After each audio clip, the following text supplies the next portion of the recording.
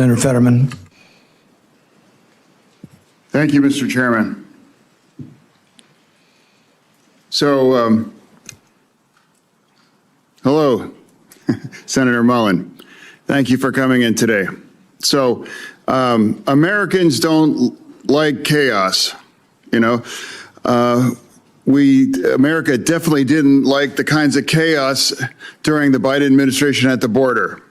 You know, as a Democrat, I was alarmed that there were up to 300,000 encounters at our border once a month, and that puts that in perspective. That's the size of Pittsburgh showing up at our border. And that's not sustainable, and that's not manageable, and it's making it possible for us to assimilate. And now if you care about immigration, as I deeply do, you can't possibly provide the American dream for people when the size of Pittsburgh showing up at our border once a month. That need to be brought under control. And that happened. I signed up that as a Democrat. The second part is rounding up all of the criminals and deport them. You know, I can't imagine why we can't agree with that as well, too. That's another thing that I signed up. One name that often doesn't come from my side is Laken Riley. I agree for Renee Good, and I agree for Alex Petty, but I also deeply, deeply agree for Laken Riley and their family. And now all three were failures of our government there in that circumstances. And as I was proud to be the co-sponsor of the Laken Riley bill, because we have to address that. Two things must be true here.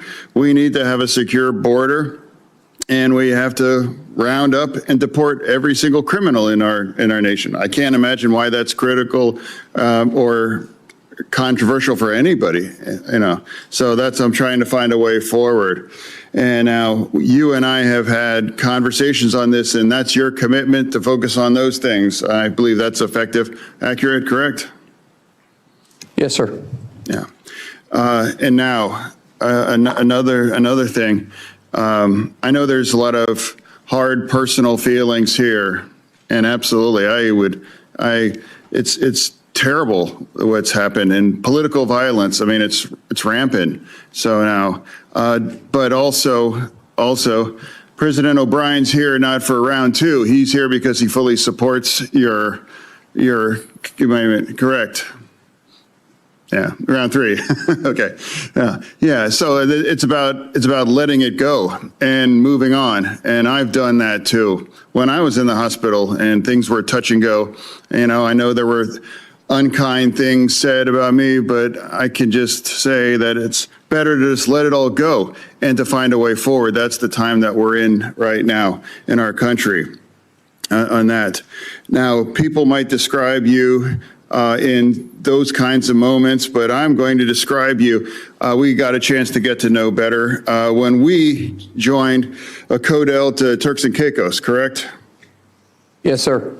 Yeah, and we did that because Americans were looking at over a decade in prison because they had a couple random bullets in their luggage.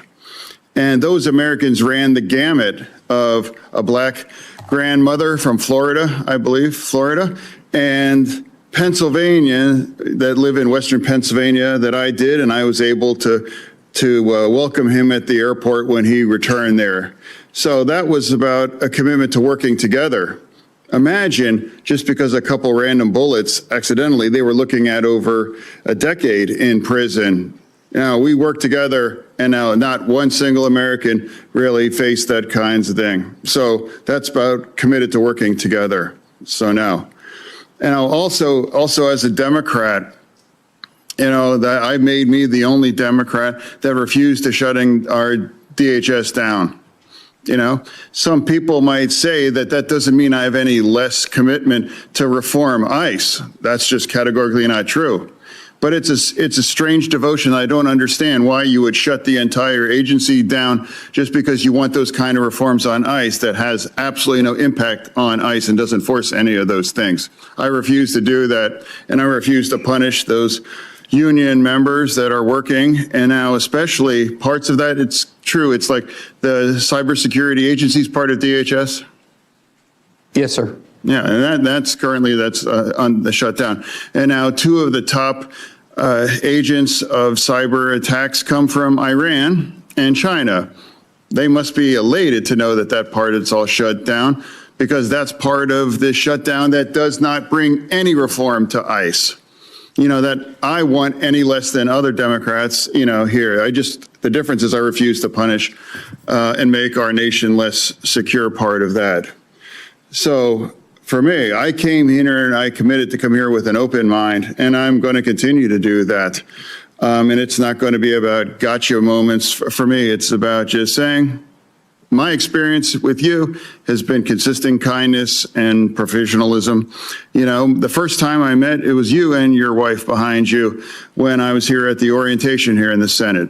And even before you got the call for the big job, you know, we were even discussing about getting together and having dinner as family. So that's an ongoing relationship, because that's also part of the fact here in this town. You got to get along and find a way to work together. And now we have to come at it and just let things go in the past for that. Finding a way forward, that's my responsibility to represent Pennsylvania. And for you, I just want to thank you for showing up. And now I'm going to engage, and I'm going to remain with an open mind throughout all this as I made to my friend here. And I'm going to do that. So thank you for bringing your family here too. And I look forward to hearing for the rest of my colleagues' views on you. Chair. Thank you, Senator.